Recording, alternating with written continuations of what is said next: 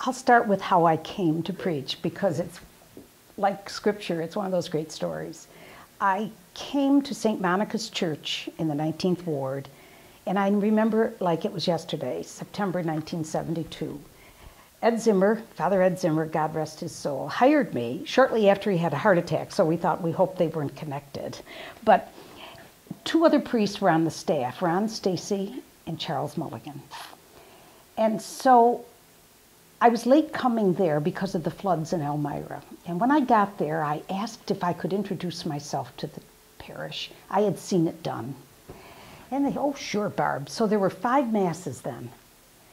And I went ahead and read the gospel and delivered my reflections and my work and so forth. And then Charlie came up to me and he said, you know, Barb, why don't we all take a week, the 4 of us? And it was that easy, that refreshing. And it started, and the 4 of us took a week of the month, and we had 4 homily teams. And they rotated among us, and we studied the scriptures, and they would write the prayers of the communion. It was wonderful. I was there 8.5 years, and our new bishop came, Matthew, dear Matthew, and our new pope had been consecrated. And the pope called for obedience to liturgical norms. We were still under the old canons, 1916.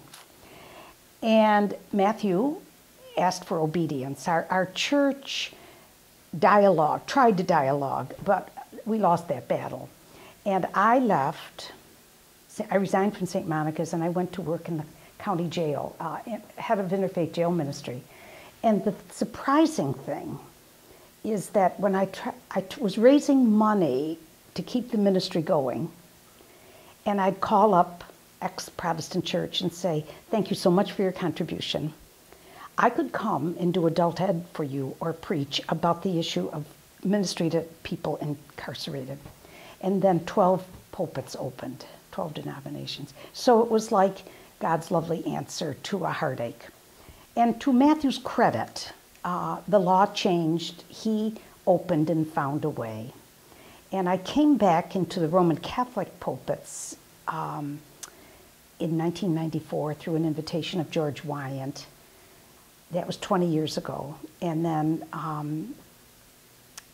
and several other churches. So it's been a wonderful journey. It's been full of joy and heartache. Preaching for me is the surprise of a lifetime. I love to teach, but preaching came in a surprising way, and I found that I liked it. And that led to more courses in Scripture, which was significant. I got an MDiv here at the Divinity School, and then went on and got a DMin in preaching at McCormick Presbyterian in Chicago. So it's been a 42-year journey. How do I approach it? I teach Introduction to Preaching with one of my colleagues, and we always tell the students that they are the first commentator. In other words, we advise them, and what I do is to look at the text. I'm a lectionary preacher.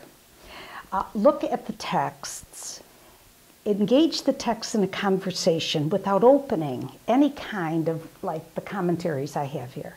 First, engage in conversation. What words strike you? What did they mean? I wish I had fluency in Greek and Hebrew, but I don't. But I know how to get the meaning of the words. So after that, then take a look at what some of the commentators might be saying. And what's beautiful today is that so many of the commentators are women, Asian, Latin American, Black, different voices coming to the text. And then I begin to write.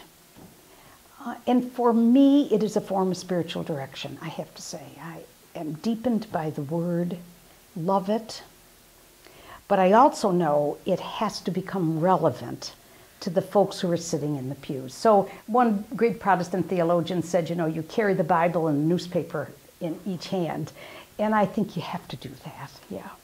So for me, it's sort of like the love of my life. And I find ways to keep breaking open the Word, for which I'm grateful.